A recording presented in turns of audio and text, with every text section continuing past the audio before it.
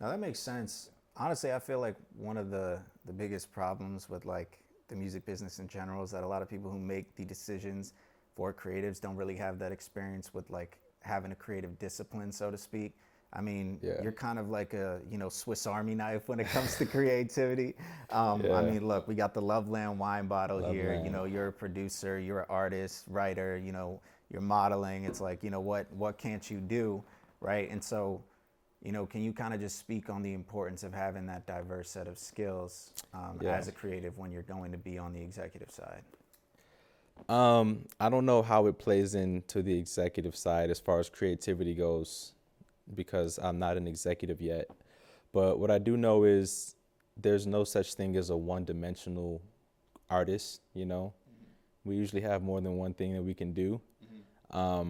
Certain business formats, certain industries, you know, once you get into one, they, you know, you get locked into one. I guess some people use the term pigeonhole, like you get pigeonholed. Um, and that's what I was trying to avoid when I was interning. Like I wanted to be good at business, but I also wanted to keep creating. That was the only time I felt alive is when I was creating something. But I didn't want to be one of the creatives that like didn't know what was going on in the meetings about their own shit. You know what I mean? So I think creativity aside, being an executive and a good leader, you have to know who you're leading, right? And you have to know how to do the jobs that you're leading. Like you don't get to become a manager of the restaurant if you don't know how to run the cash register. You don't know where all the storage stuff is, and you don't know how to, you know, deal with people and customer complaints and the kitchen stuff. Like you got to know how to kind of do those jobs before you become the top dog. So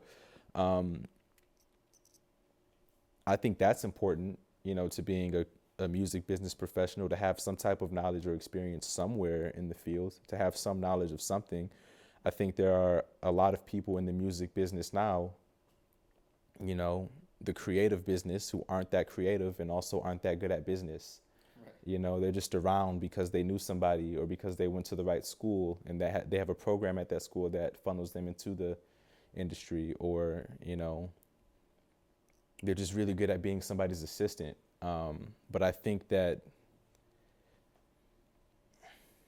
a certain level of discernment in how we scout not only musicians but employees in the music business would do a lot of good for the future of music and music business. So me, I kind of saw the industry for something that was a tool for me to use, but something that I didn't have to be a victim of. And I found how to work my way around it and through it, and how to use resources from it to like fuel my creative projects without giving up much ownership over them. Right.